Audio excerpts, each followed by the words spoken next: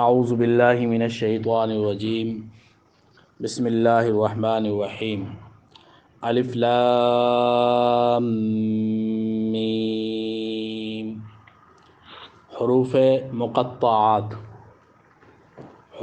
مقطعات ذالک الکتاب یہ کتاب لا ریب کوئی شک نہیں فیہ اس میں ذالک الکتاب یہ کتاب لا ریب کوئی شک نہیں فیہ اس میں ہدن ہدایت ہے للمتقین پرہیزگاروں کے لیے ہدن ہدایت ہے للمتقین پرہیزگاروں کے لیے الذین وہ لوگ یؤمنون جو ایمان لاتے ہیں بالغیب غیب پر الذین وہ لوگ یؤمنون جو ایمان لاتے ہیں بالغیب غیب پر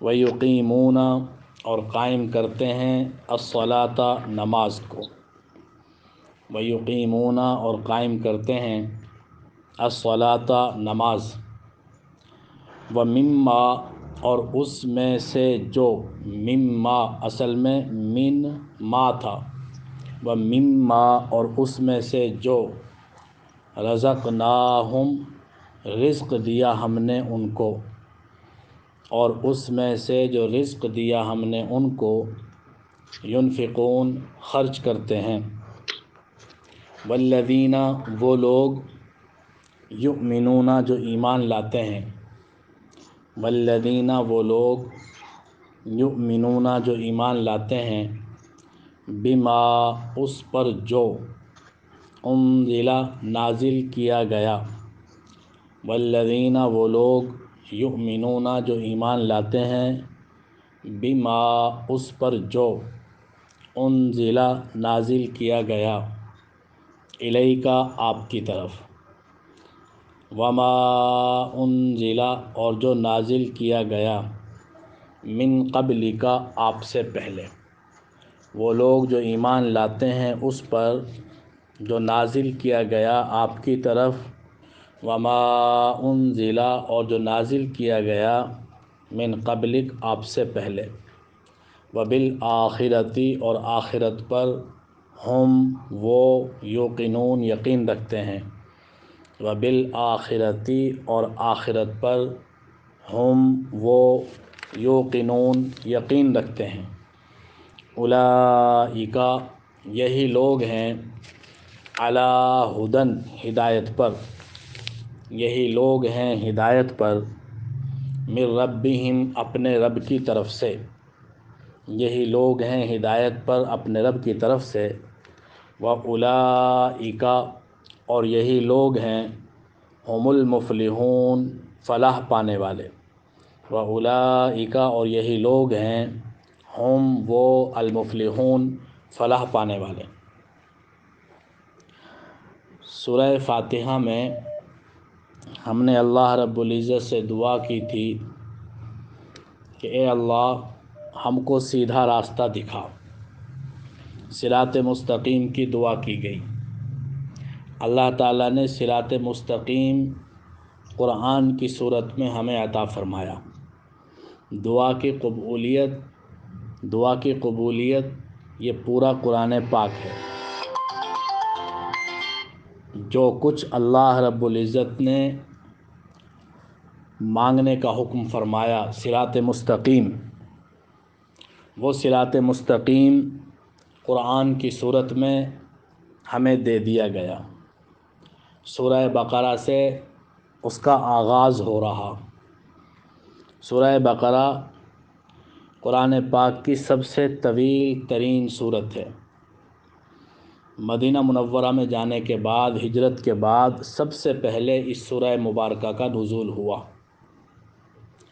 اس صورت کو یہ مقام حاصل ہے کہ قرآن پاک کی سب سے عظیم آیت، سب سے بزرگی والی آیت اور سب سے زیادہ فضیلت والی آیت آیت الکرسی اسی سورہ مبارکہ میں ہے، اور اس صورت کی ہر آیت کے ساتھ نزول کے وقت 70 فرشتے نازل ہوئے۔ جیسے کسی بڑے کا استقبال کیا جاتا ہے یا کسی بڑے کو الوداع کہا جاتا ہے تو اس کے ساتھ ایک جلوس کی شکل میں لوگ جاتے ہیں۔ سورہ بقرہ کی ایک ایک آیت کے ساتھ 70 فرشتے نازل ہوئے۔ اس سورت کو سنام القرآن کہا گیا۔ قرآن کی کوہان، قرآن کی اونچائی، قرآن کی بلندی۔ جس گھر میں یہ سورہ مبارکہ پڑھی جاتی ہے اس گھر میں جنات اور شیاطین نہیں ٹھہر سکتے۔ جس گھر میں یہ سورہ مبارکہ پڑھی جائے گی وہاں عاصب، وہاں جنات شیاطین قیام نہیں کر سکتے، کوئی جادو اثر نہیں کر سکتا، اور اگر پہلے سے ہو چکا ہے تو باقی نہیں رہے گا۔ اہتمام کے ساتھ اگر اس سورہ مبارکہ کا ورد کیا جائے، اس کی تلاوت کی جائے، پابندی کے ساتھ، دوام کے ساتھ، استقامت کے ساتھ، تو گھر میں پیدا ہونے والے تمام شرور اور فتن ختم ہو جاتے ہیں۔ اللہ تعالیٰ ان سے حفاظت فرماتے ہیں۔ تو 2.25 پارے کی سورہ مبارکہ ہے، 287 آیات ہیں۔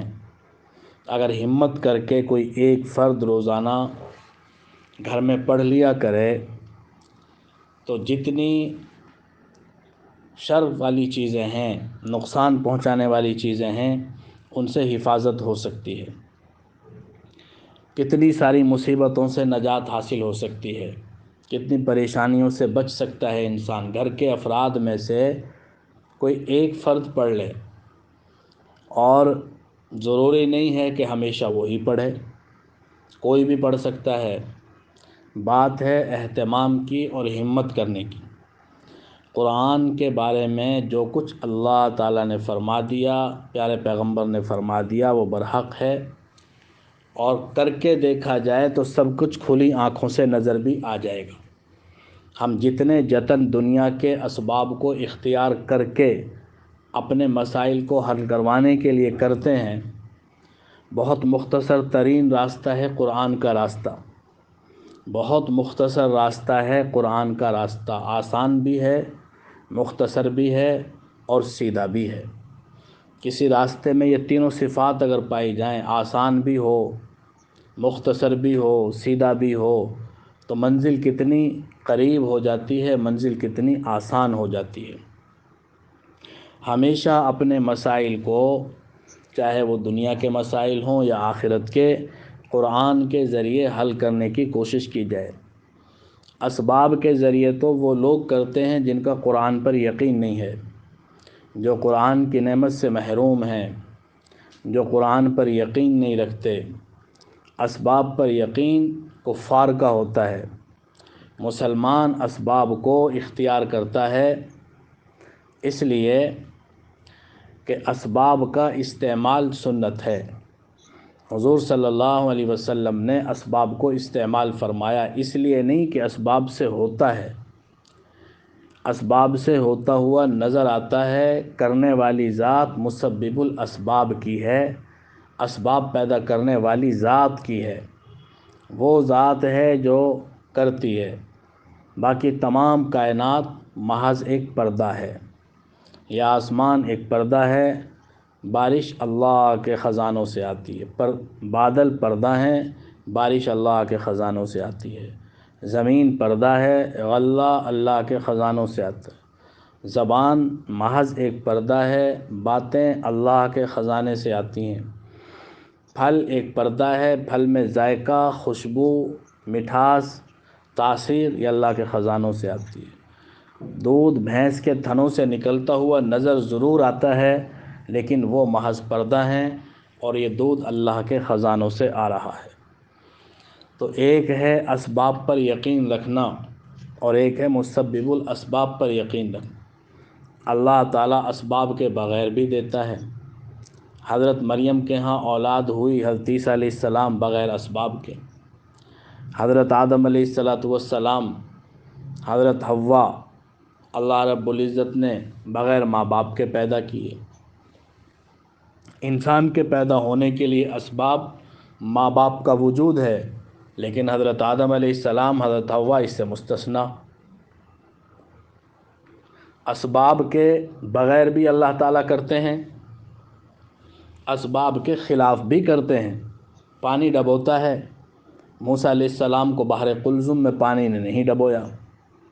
آگ جلاتی ہے، ابراہیم علیہ السلام کو آگ نے جلانے کے بجائے وہ گل و گلزار بن گئی، سلامتی والی بن گئی۔ تو اسباب کے خلاف بھی اللہ تعالیٰ کرتے ہیں، اسباب کے ذریعے بھی کرتے ہیں، جیسے ساری کائنات میں ہو رہا ہے۔ ساری کائنات کا نظام جیسے اسباب کے تحت چلتا ہوا نظر آتا ہے، تو اسباب کے بغیر بھی وہی کرتے ہیں، اسباب کے خلاف بھی وہی کرتے ہیں، اسباب کے ساتھ بھی وہی کرتے ہیں، اور اسباب کو پیدا بھی وہی کرتے ہیں، اسباب کو پیدا بھی وہی کرتے ہیں۔ لہٰذا ایک مسلمان ہونے کے ناطے قرآن کے ذریعے سے اپنے مسائل کو حل کروایا جائے، ایک مسلمان ہونے کے ناطے قرآن کے ذریعے سے اپنی مشکلات کو اللہ کے سامنے پیش کیا جائے اور حل کروایا جائے۔ تو سورہ بقرہ کتنی ساری راحتیں، آسانیاں حاصل کرنے کا ذریعہ ہے، کتنی مصیبتوں اور پریشانیوں سے بچانے کا ذریعہ ہے۔ قرآن پاک میں جو سب سے آخری آیت نازل ہوئی وہ بھی اسی سورہ مبارکہ میں ہے۔ بڑی فضیلت والی صورت ہے، بہت مقام والی صورت ہے، مضامین سے بھری ہوئی، اوامر سے بھری ہوئی، نواہی سے بھری ہوئی، احکام سے بھری ہوئی سورہ مبارکہ ہے۔ اللہ رب العزت نے فرمایا الف لام میم، یہ حروف مقطعات ہیں۔ حروف مقطعات کا معنی کہ وہ حروف جن کو کاٹ کاٹ کر پڑھا جاتا ہے، الگ الگ پڑھا جاتا ہے۔ یہ قرآن پاک میں 14 ہیں، 28 حروف ہجا ہیں، ان میں سے 14 نصف قرآن پاک میں آئے ہیں۔ مطلب ان کا کیا ہے؟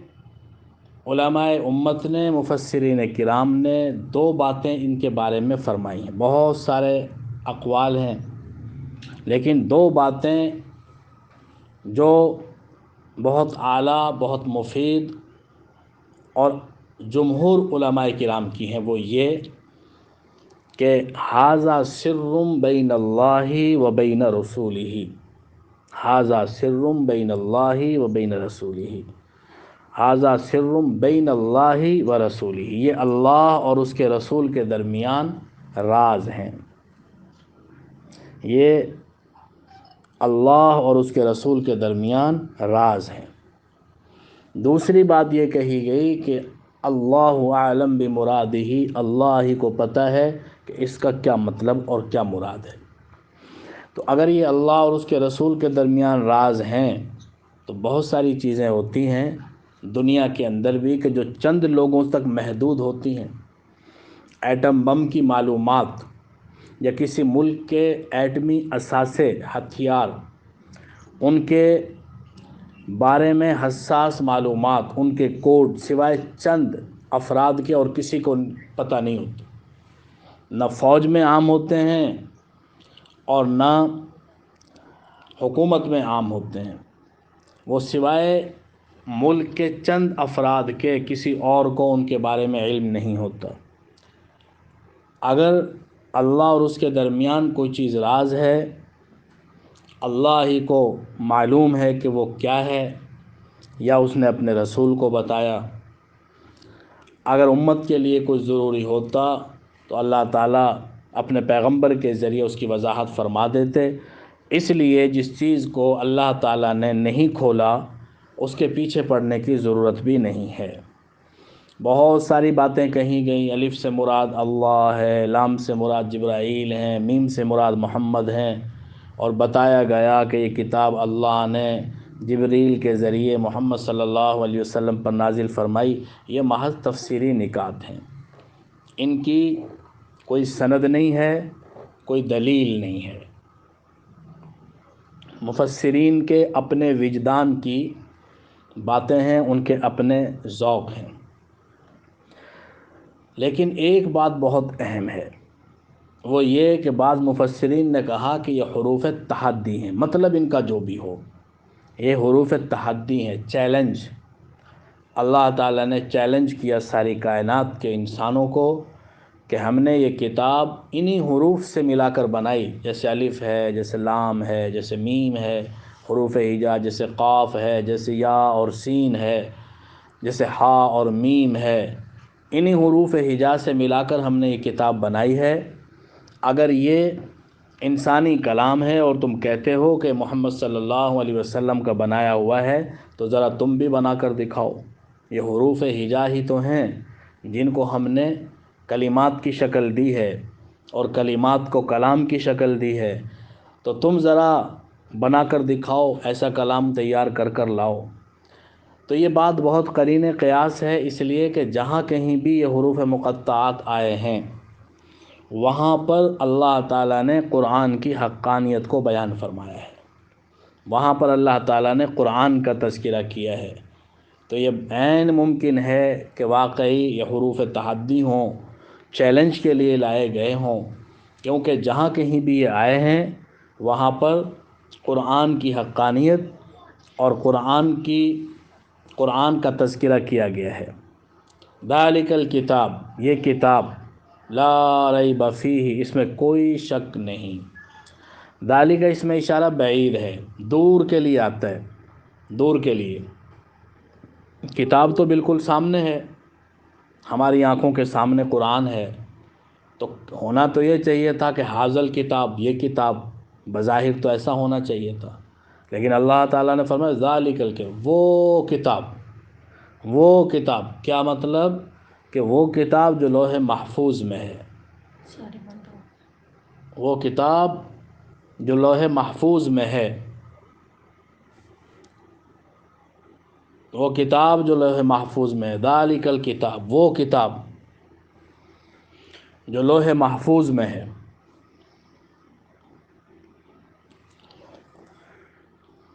قرآن پاک جو ہمارے سامنے ہے یہ بعین ہی وہ ہے جو اللہ تعالیٰ نے لوح محفوظ میں رکھا ہوا ہے، اسی ترتیب کے مطابق حضور صلی اللہ علیہ وسلم نے یہ صورتیں لکھوائیں۔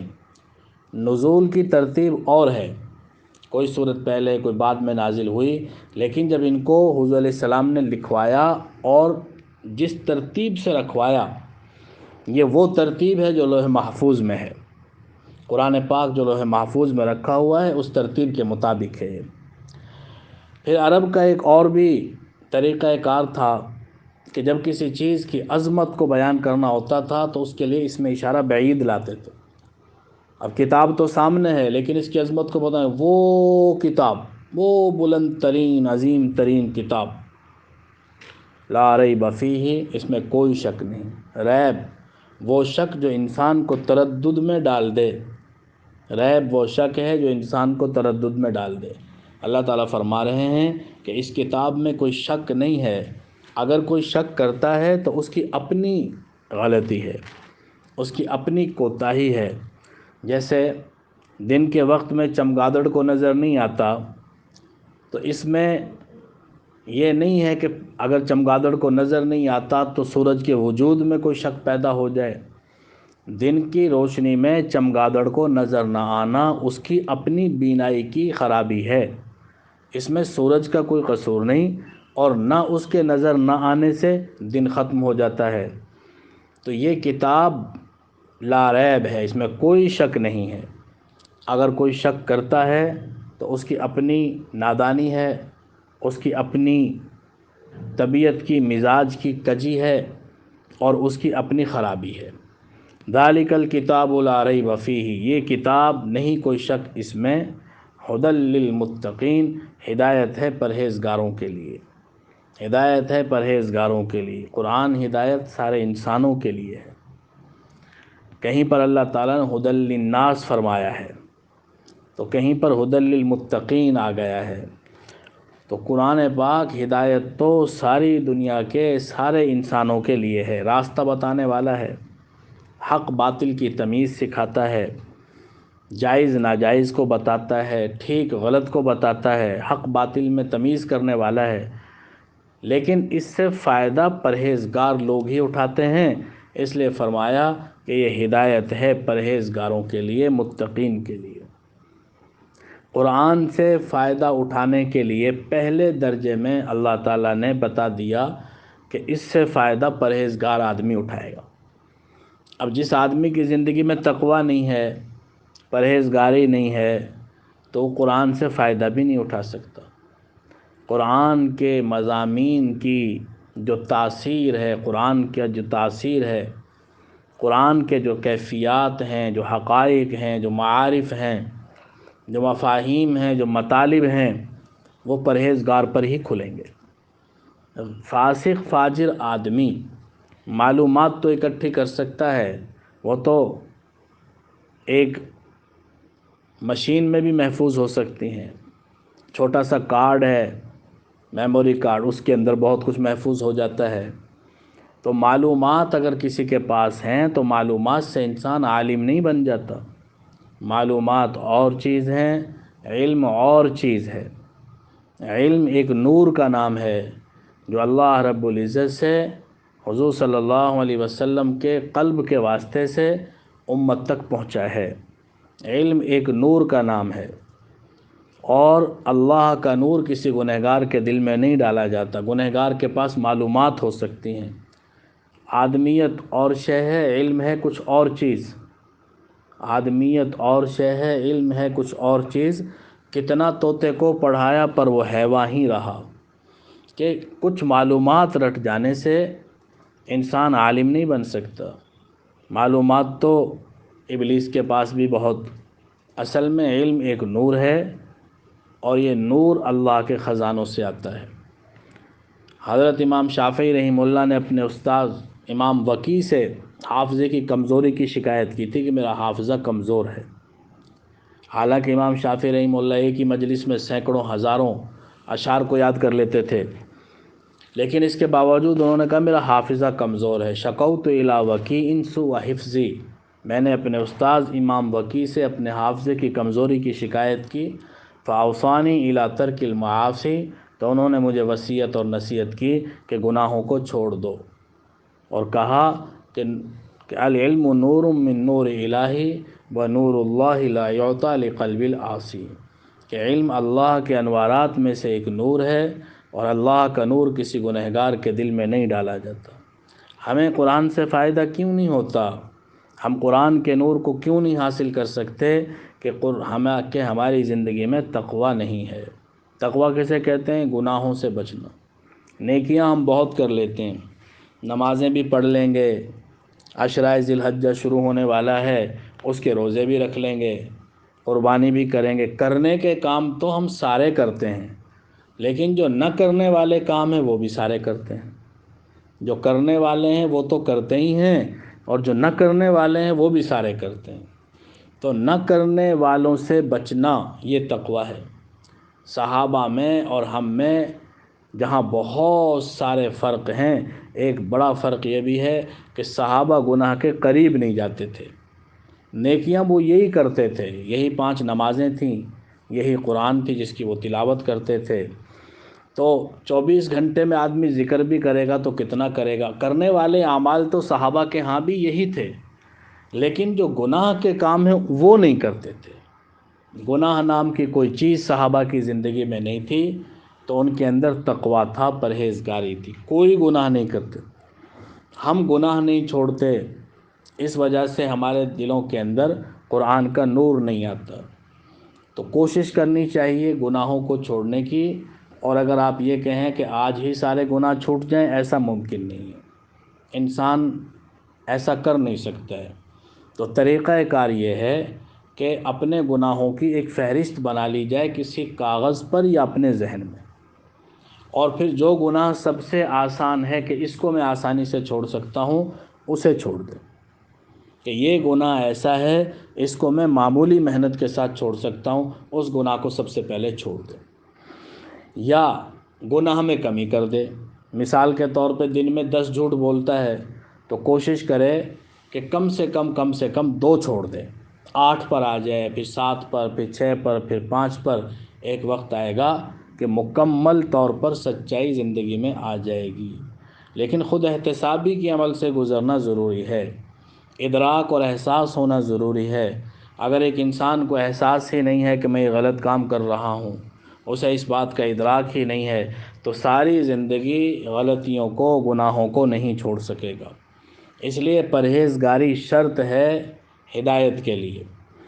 پرہیزگار لوگ جو ہوتے ہیں ان کی کچھ علامات اللہ تعالیٰ نے بیان فرمائی، کچھ نشانیاں، کچھ صفات بیان فرمائیں۔ ایسے نہیں ہے کہ کوئی بھی آدمی کھڑا ہو جائے اور کہے کہ میں بڑا متقی ہوں، میں بہت پرہیزگار ہوں، میں بہت پہنچا ہوا ہوں۔ شیخ عبد القادر جیلانی نور اللہ مرقدہ سے کسی نے کہا کہ فلاں آدمی یہ کہتا ہے کہ میں بہت پہنچا ہوا ہوں، اور وہ آدمی ایسا تھا کہ نماز روزے کا نام نہیں تھا، ننگ دھڑنگ جیسے ہوتے ہیں اسی قسم کا آدمی تھا، اور کہتا تھا کہ میں بہت پہنچا ہوا ہوں۔ تو حضرت نے فرمایا کہ ہاں وہ پہنچا ہوا ہے، لیکن کہاں؟ جہنم کے کنارے پر۔ وہ پہنچا ہوا ہے جہنم کے کنارے پر۔ تو بہت سارے لوگ پہنچے ہوئے ہوتے ہیں لیکن وہ جہنم کے کنارے پر پہنچے ہوئے ہوتے ہیں، اور جو ان کے ہاتھ میں ہاتھ دے دیتا ہے اس کو بھی لے کے گر جاتے ہیں جہنم میں۔ اس لیے تقویٰ، پرہیزگاری، گناہ سے بچنا یہ اصل چیز ہے۔ اللہ تعالیٰ نے صفات بیان فرمائیں کہ جن کے اندر یہ صفات ہوں گی وہ متقی ہیں۔ کیا صفات ہیں؟ الذین، وہ لوگ، یؤمنون، جو ایمان لاتے ہیں، بالغیب، غیب پر، ویقیمون، اور قائم کرتے ہیں، الصلاۃ، نماز۔ غیب پر ایمان بنیادی چیز ہے مسلمان کے لیے۔ دیکھ کر تو فرعون بھی ایمان لے آیا تھا، جب اس نے موت کے فرشتوں کو دیکھا تو کہنے لگا موسیٰ و ہارون کے رب پر ایمان لایا۔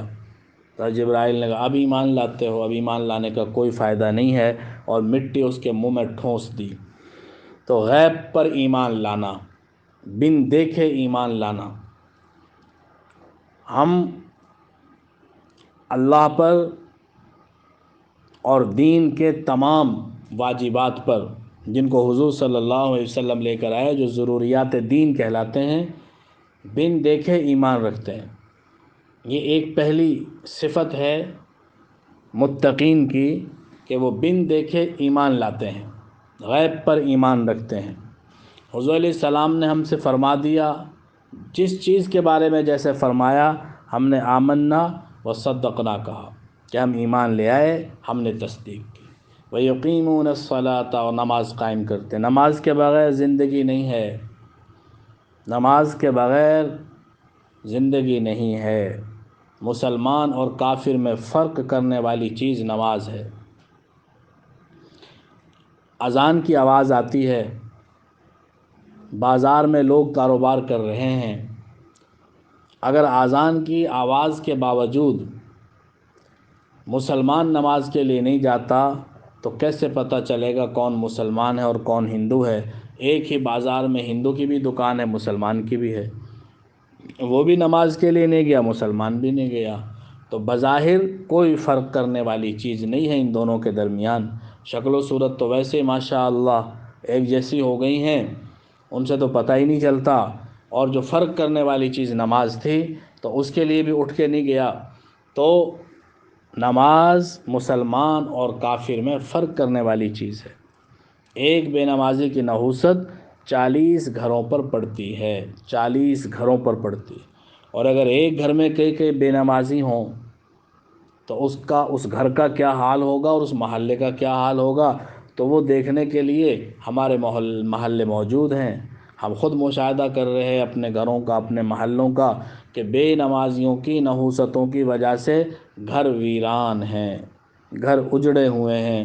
افراد کے باوجود گھر کھانے کو، کاٹنے کو دوڑتے ہیں، گاڑیاں گیراج میں کھڑی ہوئی، 5 فرد ہیں گھر میں، 6 گاڑیاں کھڑی ہوئی ہیں، 3 افراد ہیں، 6 گاڑیاں کھڑی ہوئی ہیں۔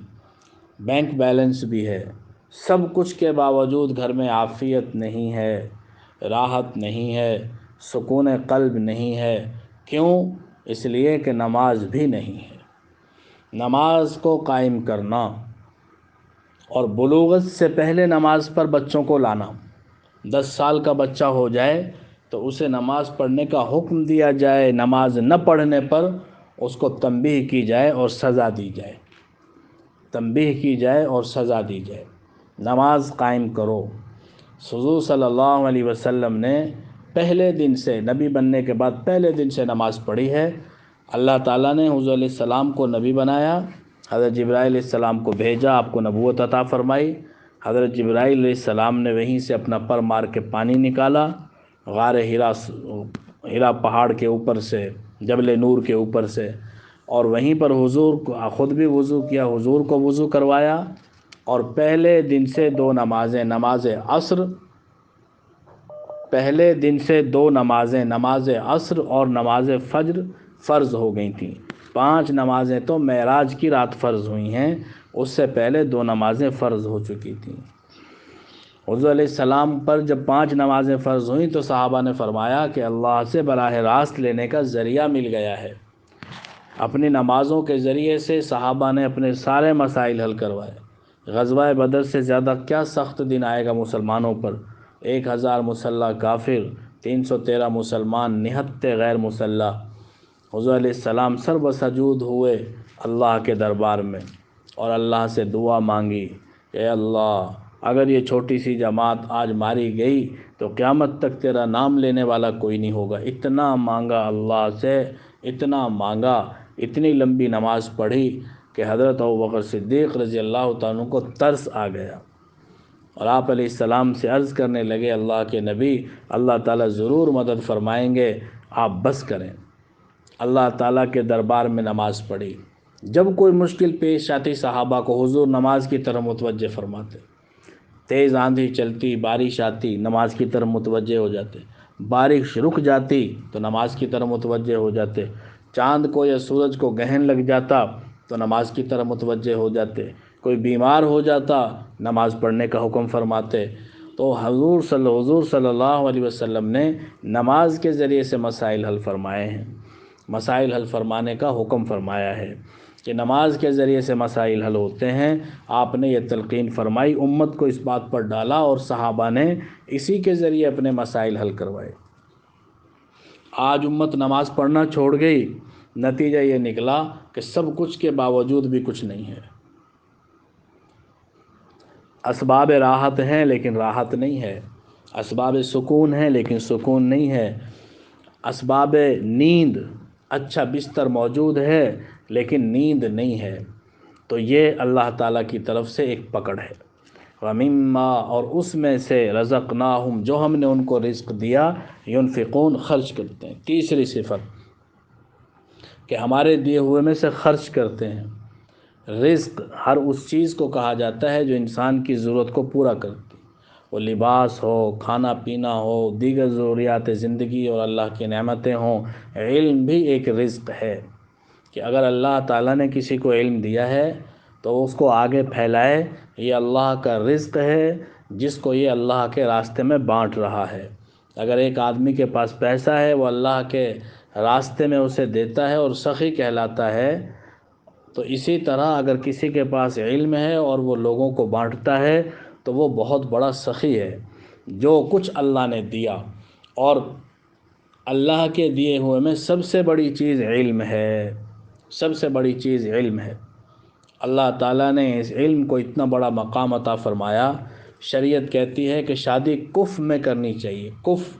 کف کا معنی برادری، اور برادری کا معنی جو ہے ہم پلہ لوگوں میں شادی کرنی چاہیے۔ شریعت یہ کہتی ہے کہ ہم پلہ لوگوں میں شادی کرنی چاہیے۔ اگر کوئی لڑکی اپنی مرضی سے شادی کر لے، بالغ لڑکی، تو شریعت اس کو اجازت دیتی ہے اور اس کے نکاح کو جائز قرار دیتی ہے۔ کرنا نہیں چاہیے، اس طرح مناسب نہیں ہے۔ یہ وقاحہ ہے، لڑکی کی طرف وقاحت کی نسبت کی جائے گی، بے شرمی کی اور بے حیائی کی۔ تو ایسا کرنا تو نہیں چاہیے، لیکن اگر کسی نے کر لیا تو بہرحال نکاح ہو جائے گا۔ شادی اس کی ہو جائے گی، لیکن اگر وہ غیر کف میں شادی کر لے پھر نہیں ہوگی۔ اگر وہ غیر کف میں کر لے تو پھر نہیں ہوگی۔ کف میں کر سکتی ہے، اپنی برادری میں کر سکتی، اور برادری سے مراد یہ نہیں ہے کہ راجپوتوں میں کریں، آرائیوں میں کریں، یہ ہم نے بنایا ہوا ہے۔ شریعت کے نزدیک برادری سے مراد ہم پلہ لوگ ہیں۔ یہ تمام برادریاں جو عجم میں پائی جاتی ہیں، یہ سب ہم پلہ جو بڑی برادریاں ہیں، سب کف ہیں، سب برادری ہیں۔ کوئی لڑکی اگر آرائیوں کی ہے، راجپوتوں سے شادی کرے تو اس کو برادری کی شادی کہا جائے گا۔ ایک ہے شریعت کی برادری اور ایک ہے میری آپ کی بنائی ہوئی برادری۔ تو کف میں شادی کرنا، برابری والوں میں شادی کرنا، یہ شریعت کا ایک حکم ہے، لیکن ساتھ میں شریعت یہ کہتی ہے کہ اگر کوئی عالم ہے، اگر کوئی آدمی عالم ہے، وہ چاہے کتنے ہی گرے پڑے خاندان کا کیوں نہ ہو، چاہے وہ نائی ہو، وہ چاہے میراثیوں سے ہو، وہ چاہے چماروں سے ہو، وہ چاہے اور کسی، جن کو دیکھو کوئی برادری کمی نہیں ہوتی شریعت کی نظر میں، یہ پیشے ہیں، لیکن چونکہ انسان ان کو کمی برادری سمجھتے ہیں، اس لیے شریعت دنیا کے معاملات کو چلانے کے لیے ان کو لوگوں کے مطابق ہی درجہ دیتی ہے، اور وہ کہتی ہے کہ ان برادریوں میں اگر کوئی بڑی برادری والا شادی کرے گا تو غیر کف میں شادی ہو جائے گی، لیکن اگر کوئی عالم ہے اور وہ چھوٹی اور نچلی اور کمی برادری سے بھی تعلق رکھتا ہے تو شریعت یہ کہتی ہے کہ ایسا آدمی بادشاہ کی بیٹی کا بھی کف بنتا ہے۔